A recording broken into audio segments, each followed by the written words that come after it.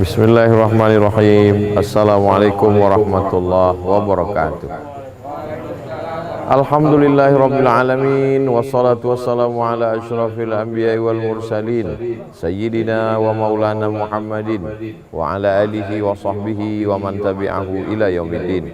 Rabbi shrah li sadri wa yassir li amri wahlul 'uqdatam min lisani yafqahu qawli. Terima kasih Bapak Ade Muzawir, Bapak-bapak, ibu-ibu, hadirin hadirat yang sama-sama kita hormati, Bapak Wali Kota Jakarta Timur, Bapak Muhammad Anwar SSI MAP. Bersama kita Bapak Ketua Badan Pengelola Kegiatan Dakwah Islam Jakarta Timur, Bapak Haji Ermanu. Juga penasehat BPKDI, Bapak Profesor Dr. Kiai Haji Zainal Arifin Ghufran. Para ketua DKM di bawah koordinasi BKWKDI, Ketua Majelis Ta'lim Silaturahmi Ibu Hajah Ratna Suminar, para pengurus dan jamaah masjid, dan seluruh hadirin yang mengikuti program kita ini secara online. Ada beberapa masjid yang sedang menyaksikan kita bersama. Ada masjid, jamaah masjid Al-Muhajirin, kemudian jamaah masjid Hayatun Nufus, jamaah masjid An-Nahl, jamaah masjid Nurul Iman, jamaah masjid Nurul Jannah, jamaah masjid Al-Kautsar, jamaah masjid Al-Mukhlisin, dan jamaah masjid Al-Hijrah. Baik yang ikut langsung live maupun yang mengikut menyusul belakangan, insya Allah semuanya mendapatkan barakah menuntut ilmu. Man kharaja fi talabil ilmi, siapa yang menuntut ilmu, fahuwa fi sabilillah, maka dia sama seperti orang yang berjihad fi sabilillah hatta yarji'a, sampai dia pulang ke rumah. Buku yang kita bahas ini 99 tanya jawab salat, dari mulai niat takbiratul ihram sampai salam. Kemudian beberapa yang terkait dengan bacaan setelah salat, zikir berjahar, bersuara, dan berdoa bersama, dan lain sebagainya. Saya hanya membahas sebagai pengantar dialog kita, lebih kurang 30 menit akan saya bahas yang menjadi kontroversial, ikhtilaf, ada masalah-masalah. Yang tidak ada masalah kita tidak bahas. Masalah yang pertama, bagi yang pegang buku bisa dibuka halaman 32. Masalah pertama adalah hukum melafalkan niat. Kita tahu bahwa niat itu tidak bersuara, tidak berbunyi, dia ada di dalam hati. Lalu kalau niat itu di dalam hati, kenapa kita ada sebagian melafalkan niat? Niat salat maghrib, usolli fardal maghribi thalatha raka'atin adaan ma'muman lillahi ta'ala. Apakah itu niat? Apa sebenarnya niat itu? Mahallun niyati al-qalbu, tempat niat itu adalah qalbu, dalam hati.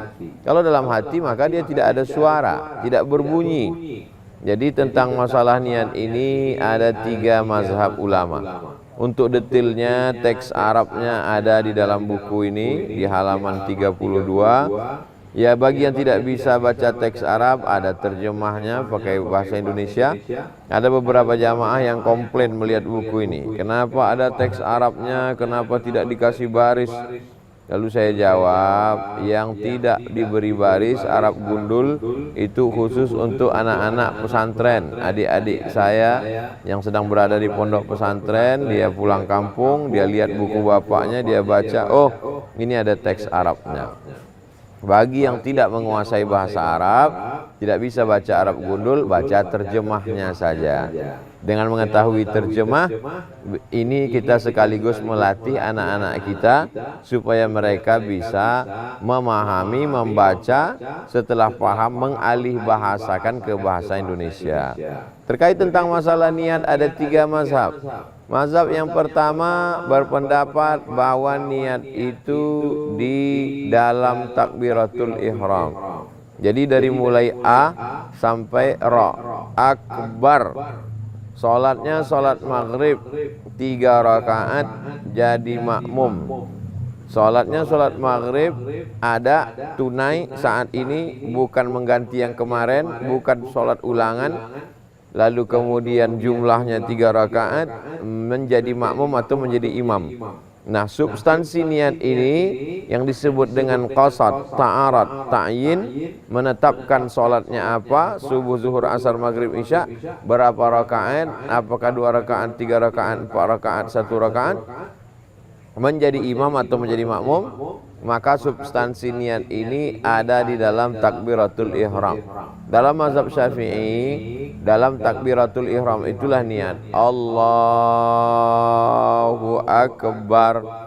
Jadi dari mulai A sampai bar, disitulah dipasang niat. Saya sholat maghrib 3 rakaat, sholat ada, jadi makmum karena Allah Ta'ala. Allahu Akbar. Sejalan antara bunyi takbiratul ihram dengan niat.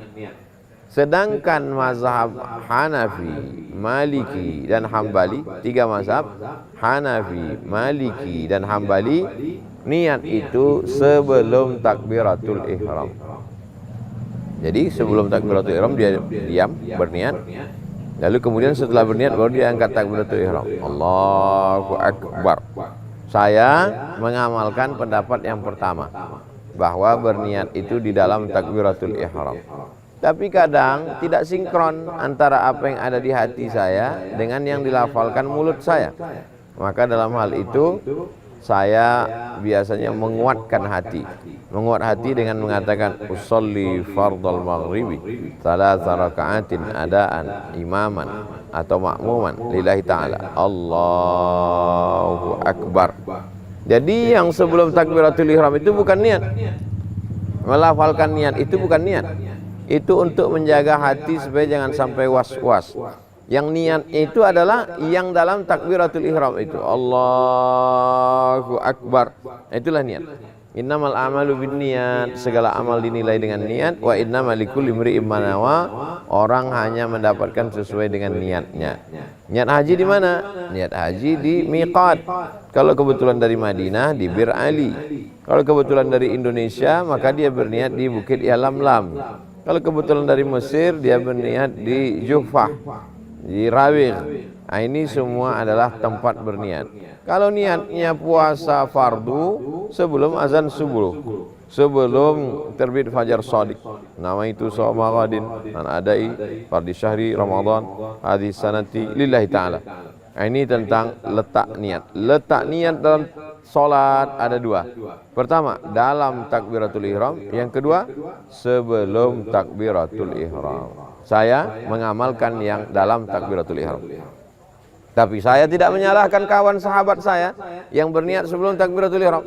Takbiratul ihramnya kosong, tidak ada apa-apa. Niatnya sebelum takbiratul ihram. Maka ini tidak masalah. Yang jadi masalah adalah kalau niatnya setelah takbiratul ihram. Nah, ini masalah. Allahu Akbar. Setelah itu baru dia berniat. Nah, ini sholat zuhur apa asar? Asar aja. Ini tidak bisa. Karena tidak sah sholat. Karena waktunya sudah lewat. Nah, ini tentang masalah niat. Baik, kita lanjutkan.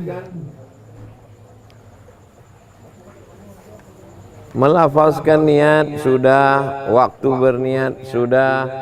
Sekarang pembahasan mengangkat takbiratul ihram. Dalam mengangkat takbiratul ihram ada 2 hadis. Hadis yang pertama, idza kabbara, kalau Nabi bertakbir, rafa'a yadaihi, dia angkat kedua tangannya, hatta yuhadhiya bihima udhunaihi, sampai ke daun telinganya. Nah, ini hadis yang pertama. Nabi mengangkat tangan sampai ke daun telinga. Allahu Akbar. Hadis yang kedua mengatakan kana yarfa'u yadaihi. Nabi mengangkat kedua tangannya hadwa mankibaihi, sampai sejajar dengan mankibaihi, bahu. Allahu Akbar. Jadi kalau kita lihat ada yang mengangkat bahu, maka dia pakai hadis yang kedua. Kalau dia pakai sampai ke daun telinga, berarti dia pakai hadis yang pertama. Dua-duanya pakai hadis. Dua-duanya ahlus sunnah. Dua-duanya ahlus sunnah wal jamaah. Jangan sampai hanya karena perbedaan lalu kita keluarkan saudara kita dari ahlus sunnah. Lalu bagaimana dengan perempuan? Nabi tidak ada mengkhususkan sholat perempuan, tapi ada kaedah secara umum. lebih tertutup lebih baik. Perempuan itu prinsipnya lebih tertutup lebih baik. Pakaiannya lebih tertutup lebih baik. Suaranya lebih tertutup lebih baik. Tempat tinggalnya lebih tertutup lebih baik. Melangkah kakinya lebih tertutup lebih baik. Prinsipnya perempuan lebih tertutup lebih baik. Maka dalam hal mengangkat tangan antara ke daun telinga dengan ke bahu, kira-kira mana yang lebih tertutup? Maka yang lebih tertutup adalah di bahu. Makanya banyak kita lihat perempuan dia sholat dalam mukena, dalam jilbab, maka tangannya hanya sebahu saja. Allahu Akbar. Tidak ada Nabi mengatakan yang perempuan sebahu, yang laki-laki sedaun telinga. Tidak ada. Tapi prinsipnya secara umum lebih tertutup lebih baik. Kaedah inilah yang dipakai secara umum, lebih tertutup lebih baik. Jadi antara dua, mengangkat tangan ke daun telinga, mengangkat tangan sampai ke bahu, perempuan lebih baik sampai ke bahu karena lebih tertutup, lebih rendah, lebih baik, afdal. Ini tentang mengangkat tangan. Berapa kali kita mengangkat tangan dalam sholat? Mengangkat tangan dalam sholat itu ada 4 posisi. Pertama ketika takbiratul ihram, Allahu Akbar. Yang kedua ketika akan ruku, Allahu Akbar. Yang ketiga ketika bangun dari ruku, Sami Allahu liman hamidah. Yang keempat ketika bangun dari tasyahud awal pada solat maghrib, solat isya, solat zuhur, solat asar. Setelah tasyahud awal, lalu kemudian tegak berdiri, saat itu dia angkat tangan, Allahu Akbar. Maka saya ulang lagi, bukan 4 kali tapi 4 posisi. Yang pertama ketika takbiratul ihram, Allahu Akbar. Yang kedua ketika akan ruku, Allahu Akbar. Yang ketiga kita bangun dari ruku, Sami Allahu liman hamidah. Yang keempat ketika bangun dari rakaat ketiga, rakaat kedua, bangun pada rakaat kedua, bangun setelah tasyahud awal, bangun ketika rakaat kedua setelah tasyahud awal pada solat maghrib, solat isya, solat subuh, solat zuhur, solat asar, kecuali solat maghrib. Nah ini tentang masalah mengangkat tangan. Kita lanjutkan masalah, karena intinya adalah masalah-masalah. Yang tidak ada masalah maka tidak perlu kita bahas. Tentang masalah membaca, ada beberapa bacaan, yaitu membaca Al-Fatihah. Apakah basmalahnya dibaca jahar atau sir? Karena ketika kita sholat di satu masjid, kita dengar bismillahnya jahar, jelas jahar. Bismillahirrahmanirrahim. Alhamdulillahi Rabbil Alamin. Tapi ada satu masjid lagi bismillahnya sir. Bismillahirrahmanirrahim. Alhamdulillahi Rabbil Alamin. Ar-Rahmanir-Rahim. Nah ketika dalam mendengar bismillah jahar dengan bismillah sir, mana yang kita ikut? Mana yang kita amalkan? Berapa mazhab sebenarnya dalam masalah ini?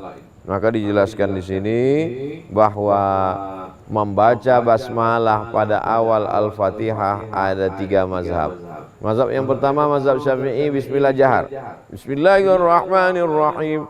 Alhamdulillahi Rabbil Alamin. Mazhab yang kedua mazhab Hanafi dengan mazhab Hambali. Bismillahnya dibaca sir. Bismillahirrahmanirrahim. Alhamdulillahi Rabbil Alamin. Mazhab yang ketiga adalah mazhab Maliki.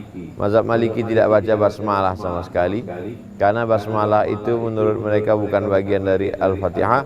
Al-Fatihah diawali dengan Alhamdulillahirabbil alamin ayat 1. Maka tidak ada basmalah. Basmalah tidak dibaca jahar, tidak juga dibaca sir. Lalu basmalah tidak masuk bagian dari Al-Fatihah. Maka kalau kebetulan jamaah beli Quran cetakan Maroko, itu coba lihat Al-Fatihahnya, Bismillahirrahmanirrahim kosong, tidak ada angka 1. Alhamdulillah Rabbil Alamin baru nomor 1. Beda dengan Quran cetakan Makkah, Madinah, Indonesia, Jakarta, Bandung, maka Bismillahirrahmanirrahim 1, Alhamdulillah Rabbil Alamin 2, Ar-Rahmanirrahim 3, Malik Yaumiddin 4, Iyyaka na'budu wa iyyaka nasta'in 5, Ihdinas siratal mustaqim 6, Siratal ladzina an'amta 'alaihim sampai urutan Al-Fatihah pun lupa mana ayat-ayatnya. Tapi yang jelas Al-Fatihah diawali ayat satunya Bismillahirrahmanirrahim, ayat 2-nya Alhamdulillahirabbil alamin. Sedangkan dalam mazhab Maliki, Maroko, Tunisia, Aljazair, Mauritania, Quran yang dicetak di sana itu Bismillahirrahmanirrahim 0, tidak ada angka 1. Sama seperti Bismillahirrahmanirrahim pada surat Al-Ikhlas, Qul huwallahu ahad, Bismillahirrahmanirrahim 0. Qul Bismillahirrahmanirrahim 0. Qul huwallahu ahad baru 1. Allahus samad 2. Nah, ini tentang membaca basmalah pada Al-Fatihah. Saya ulang sekali lagi. Membaca basmalah pada surah Al-Fatihah menurut mazhab Syafi'i jahar, Bismillahirrahmanirrahim. Menurut mazhab Hanafi dengan Hambali dibaca sir, Bismillahirrahmanirrahim. Alhamdulillahirabbil alamin. Menurut mazhab Maliki tidak baca basmalah sama sekali. Allahu akbar, alhamdulillahirabbil alamin. Lalu apakah karena berbeda mazhab lalu kita tidak mau bermakmum kepada imam yang bermazhab selain mazhab kita? Maka dalam sejarah Islam, Makkah itu dulu masyhur populer dengan mazhab Maliki. Karena Imam Malik bin Anas tinggal di Makkah, maka murid-murid beliau mengembangkan mazhab Maliki di Madinah. Maka mazhab murid-murid dari Imam Malik bin Anas, Imam Maliki, mengajar menjadi imam di Madinah, Al-Madinah Al-Munawwarah. Maka pada musim haji ada makmum yang datang dari Mesir, mazhabnya Syafi'i. Ada yang dari Baghdad, mazhabnya Hambali. Ada yang dari Mesir, berbagai macam mazhab. Ada yang dari Kufah, Irak, mazhabnya Hanafi. Karena Imam Hanafi dikuburkan di Kufah, Imam Syafi'i dikuburkan di Mesir. Maka murid-murid mereka, mayoritas masyarakat ikut pada mazhab mereka. Maka ketika musim haji, yang mazhab Syafi'i, yang mazhab Hambali, yang mazhab Hanafi bermakmum kepada mazhab Maliki. Jadi tidak ada halangan, imamnya mazhab Maliki, makmumnya bermazhab Hanafi, Hambali dan Syafi'i.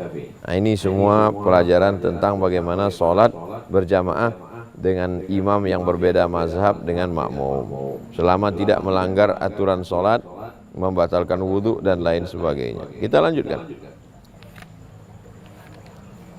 tentang masalah membaca ayat panjang pendek ayat. Ini banyak sekarang masjid panjang pendek ayatnya tidak jelas, sehingga ada imam yang kebetulan dia hafal Quran, dia baca sepanjang-panjangnya. Ada imam yang tidak hafal, dia baca sependek-pendeknya. Jamaah yang terbiasa pendek, ketika ketemu imam yang panjang, dia unjuk rasa minta ganti imam. Nah, ini masalah. Maka Imam Nawawi sudah membuat satu batasan bahwa ada ayat yang dibaca ayat panjang. Ayat panjang itu startnya dari surat Al-Hujurat sampai ke An-Naba. Ini dibaca pada sholat subuh dan zuhur. Lalu kemudian ada yang sedang, itu dari surat An-Nazi'at sampai Wadduha. Itu dibaca pada asar dan isya. Sedangkan yang pendek dibaca dari Alam Nashrah sampai An-Nas, itu dibaca pada sholat maghrib. Nah, ini batasan ini karena mesti ada standarnya. Kalau tidak nanti jamaah kelahi antara panjang pendek. Yang suka panjang dia tenang dengan imam itu, yang tidak suka panjang, ayat-ayat yang panjang ini mengganggu dia, akhirnya dia minta supaya imam baca ayat pendek. Nah, ini menjadi masalah nanti. Nampaknya kecil sepele tapi bisa menjadi masalah. Lalu kemudian ketika rukuk dan sujud, berapa jumlah tasbih yang dibaca? Qala Ahmadu fi risalatihi. Imam Ahmad berkata dalam risalahnya, Ja'al hadithu anil Hasanil Basri. Ada hadis dari Imam Hasan Al-Basri, dia berkata, at-tasbihut tamu sab'un. Tasbih yang sempurna 7. Subhana rabbiyal a'la wa bihamdi, subhana rabbiyal a'la wa bihamdi, subhana rabbiyal a'la wa bihamdi, subhana rabbiyal a'la wa bihamdi, subhana rabbiyal a'la wa bihamdi, subhana rabbiyal a'la wa bihamdi, subhana rabbiyal a'la wa bihamdi. 7 kali. Wal wasatu khamsun. Yang sedang itu 5 kali. Subhana rabbiyal a'la wa bihamdi, subhana rabbiyal a'la wa bihamdi, subhana rabbiyal a'la wa bihamdi, subhana rabbiyal a'la wa bihamdi, subhana rabbiyal a'la wa bihamdi. Wa adnahu, yang paling pendek, yang paling sedikit adalah salatun, 3. Subhana rabbiyal a'la wa bihamdi, subhana rabbiyal a'la wa bihamdi, subhana rabbiyal a'la wa bihamdi. Nah, ini pun juga bacaan tentang masalah sujud, tentang masalah bacaan ruku ini. Kalau kita tidak ada batasan standarnya, nanti kebetulan ada orang yang terbiasa tahajud sujudnya lama, dia baca sujud lama-lama. Nanti makmum yang di belakang komplain karena begitu bangun hitam semua dia lihat, dia sangka mati lampu padahal dia sudah hitam. Nah, ini semua penting. Nampaknya sepele, tapi ibadah tidak bisa pakai perasaan. Ibadah itu ada standarnya, ada rukunnya, ada syaratnya, ada wajibnya, ada sunatnya, ada halalnya, ada haramnya. Itu dipelajari semua dalam fikih. Maka sesungguhnya 99 tanya jawab salat ini adalah bagian dari fikih salat. Kemudian tentang bacaan ketika ruku. Bacaan ketika ruku banyak sekali. Ada yang subhana rabbiyal azim, tidak pakai wa bihamdi. Tapi yang riwayat dari Imam Al-Baihaqi, Ad-Darqutni, Abu Dawud, maka pakai wa bihamdi. Subhana rabbiyal azimi wa bihamdih. Lalu kemudian riwayat yang ketiga, subhanakallahumma wa bihamdika Allahumma firli. Nah, ini banyak sekali riwayat-riwayat dari para ulama yang diriwayatkan dari Nabi Muhammad sallallahu alaihi wasallam. Kita lanjutkan. Kalau habis waktu tolong sampaikan Pak Adi Musawir. Ketika sujud mana yang lebih dahulu menyentuh lantai? Apakah telapak tangan atau lutut?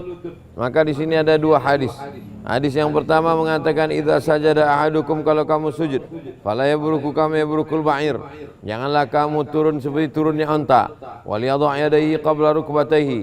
Turunkanlah dua tangan, setelah itu baru lutut. Sedangkan hadis riwayat Wa'il bin Hujr, idza sajada, kalau Nabi bersujud, wada'a rukbatayhi qabla yadayhi, dia letakkan dua lututnya sebelum dua tangannya. Wa idza nahadha, kalau dia bangkit, rafa'a yadayhi qabla rukbatayhi, dia angkat kedua tangannya sebelum lututnya. Hadis yang pertama mengatakan tangan dulu turun ke bawah, Allahu Akbar. Hadis yang kedua mengatakan lutut dulu baru tangan. Nah, maka sesungguhnya dalam hal ini lutut dulu apakah tangan dulu, maka ulama membahas. Maka yang pendapat rajih, pendapat yang kuat, lutut dulu. Mayoritas ulama lutut dulu. Mayoritas ulama Saudi Arabia juga mengatakan lutut dulu. Syekh Ibnu Baz mengatakan lutut dulu. Syekh Ibnu Utsaimin mengatakan juga lutut dulu. Nah, ini karena ada satu buku yang ditulis oleh Syekh Albani, judulnya Sifat Salat Nabi. Di situ dia jelaskan tangan dulu. Lalu kemudian orang yang membaca tangan dulu. Nah, ini yang selain daripada tangan berarti tidak ikut ahlus sunnah. Padahal dua-duanya juga adalah sunnah. Maka yang paling kuat itu yang kita pilih. Pendapat yang paling kuat adalah yang turun ke bawah duluan ke lantai itu adalah lututnya. Setelah lutut baru tangan. Jadi urutannya lutut, tangan, baru kening. Jangan gara-gara ini tidak mau ikhtilaf. Satu ulama mengatakan lutut, yang satu mengatakan kening. Nah, dia keluar lalu dia buat sesuatu yang tidak sesuai dengan tuntunan dari Rasulullah sallallahu alaihi wasallam. Ini tentang masalah ruku, tentang masalah sujud, mana yang lebih dulu turun supaya kita tidak menjadi konflik, menjadi masalah. Lalu kemudian ketika bangun dari sujud, setelah bangun dari sujud itu ada namanya jilsatul istirahah, duduk istirahat. Nah, jadi tidak langsung berdiri tapi istirahat sejenak baru dia berdiri. Allahu Akbar. Ada namanya jilsatul istirahah, yaitu duduk istirahat sejenak supaya menguatkan tubuh. Tapi ada riwayat juga yang mengatakan bahwa Nabi melakukan itu ketika badannya sudah mulai berat. Adapun ketika beliau masih muda, masih kuat, dia langsung saja tegak, Allahu Akbar. Tapi ketika beliau sudah tua maka dia duduk sejenak. Duduk itu disebut dengan jilsatul istirahah, yaitu duduk istirahat. Lalu kemudian meletakkan tangan ke lantai saat akan bangkit ke atas. Jadi ketika dia mau bangkit ke atas, dia letakkan kedua tangannya ala rahatihi, pada telapak tangannya. Allahu Akbar, dia tegak ke atas. Nah, ini tentang masalah pendapat setelah sujud mau bangun ke atas. Kemudian tentang masalah salawat. Maka dalam membaca salawat ini, dalam mazhab Syafi'i dibaca Allahumma shalli ala sayyidina. Menggunakan kata sayyidina itu untuk menunjukkan bahwa Nabi Muhammad itu pemimpin kita. Kita tidak sebut Allahumma sholli ala Muhammad karena ada adab fauqal ilmi, adab sopan santun tata krama di atas ilmu. Tak ada gunanya orang banyak ilmu tapi tidak beradab. Orang beradab kurang-kurang ilmu bisa termaafkan. Beradab kepada Nabi adalah dengan menyebut Allahumma sholli ala sayyidina Muhammad. Bagi yang tidak mau mengucapkan Sayyidina Allahumma sholli ala Nabiyyina Muhammad, terserah. Tapi tentang mengucapkan Sayyidina juga ada dalilnya. Apa itu? Ana sayyidu waladi Adam. Ana, saya, sayyidu waladi Adam, pemimpin anak cucu Adam, pemimpin manusia. Maka Nabi mengatakan, ana, saya sayyidu, pemimpin. Maka kita pun menyebut dia pemimpin. Allahumma sholli ala sayyidina Muhammad. Ya Allah, limpahkanlah salawat kepada pemimpin kami Nabi Muhammad sallallahu alaihi wasallam. Ini tentang masalah menyebut sayyidina. Kemudian tentang mengucapkan tasyahud, maka menurut mazhab Maliki ketika tasyahud itu dia menggerakkan jarinya dari awal sampai akhir untuk menguatkan hatinya, mengusir, menghalau setan. At-tahiyatul mubarakatuh salawatu thayyibatulillah. Assalamualaikum ya Nabi wa rahmatullahi wabarakatuh. Dia gerakkan. Adapun mazhab Hambali menekuk jari kelingking dan jari manis melingkar. Jari kelingking, jari manis, jari tengah melingkar. Melingkar ibu jari dengan jari tengah dibuat melingkar. Lalu kemudian ketika menyebut lafaz Allah menggerakkan. Setiap menyebut lafaz Allah, jari kelingking, jari manis, jari tengah melingkar. Setiap melafaz Allah telunjuknya angkat. At-tahiyatul mubarakatuh salawatu thayyibatulillah. Assalamualaikum ayuhan nabi wa rahmatullahi wabarakatuh. Assalamualaikum wa ala ibadillah. Asyhadu an la ilaha illallah. Asyhadu anna muhammadar rasulullah. Ini matanya melihat telunjuknya. Lalu kemudian mazhab Syafi'i menggenggam semua jari. Nah, ini bedanya. Mazhab Syafi'i menggenggam jari. 1, 2, 3 genggam.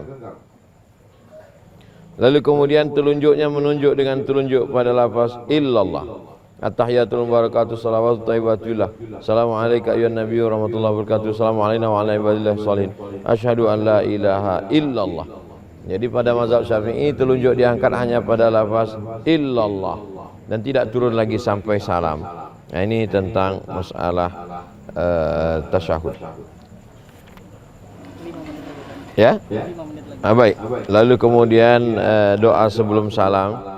Doa sebelum salam, Allahumma ighfirli ma qaddamtu. At-tahiyatul mubarakatuh salawatu thayyibatulillah. Assalamualaikum ayuhan nabi wa rahmatullahi wabarakatuh. Assalamualaikum wa ala ibadillah sholihin. Asyhadu an la ilaha illallah. Asyhadu anna muhammadar rasulullah. Allahumma shalli ala sayyidina Muhammad wa ala ali sayyidina Muhammad kama shallaita ala sayyidina Ibrahim wa ala ali sayyidina Ibrahim. Allahumma barik ala sayyidina Muhammad wa ala ali sayyidina Muhammad kama barakta ala sayyidina Ibrahim wa ala ali sayyidina Ibrahim fil alamin innaka Hamidum Majid. Cukup, tapi baik ditambah. Allahumma ighfirli ma qaddamtu wa ma akhartu wa ma asrartu wa ma a'lantu wa ma asraftu wa anta a'lamu bi minni anta qadimatan wa akhiru la ilaha illa anta subhanaka inni kuntu minadh dhalimin. Lalu kemudian setelah itu minta perlindungan dari 4. Allahumma inni a'udzubika min azabi jahannam wa min azabil qabri wa min fitnatil mahya wal mamat wa min syarri fitnatil masih dajjal. Kemudian kalau masih ada waktu tambah lagi Allahumma a'inni ala dzikrika wa syukrika wa husni ibadatik. Setelah itu kalau imam masih juga membaca, dia baca doa-doa. Kalau tidak maka dia diam saja kalau dia sebagai makmum. Adapun sebagai imam maka dia tidak terlalu panjang-panjang, maka ini semua adalah sunnah. Idza amma ahadukum, kalau kamu jadi imam falyukhaffif, maka ringankanlah. Tapi ringan pun ada batasannya dari Nabi Muhammad sallallahu alaihi wasallam. Setelah selesai salam, Assalamualaikum warahmatullahi wabarakatuh. Assalamualaikum warahmatullahi wabarakatuh. Maka imam menghadap kepada jamaah. Pendapat yang pertama mengatakan imam menghadap kepada jamaah karena memang Nabi menghadap kepada jamaah dan bertanya, inspeksi, asyahidun fulan, asyahidun fulan, asyahidun fulan. Mana si fulan, mana si fulan, mana si fulan. Tapi ada juga riwayat kedua, Nabi miring ke kanan. Jadi kalau sana kiblat, setelah salam Nabi miring ke kanan, lalu kemudian badan sebelah kanannya itu menghadap kepada jamaah karena jamaah meminta barokah sebelah kanan. Nah, ini tentang setelah salam bahwa ada adab-adab yang diajarkan oleh Nabi Muhammad sallallahu alaihi wasallam. Saya kira itulah pengantar dialog kita pada kesempatan kali ini. Adapun untuk tanya jawab interaktif, saya serahkan kembali kepada Bapak Ade Muzawir. Terima kasih, jazakumullah khairan. Wassalamualaikum warahmatullahi wabarakatuh.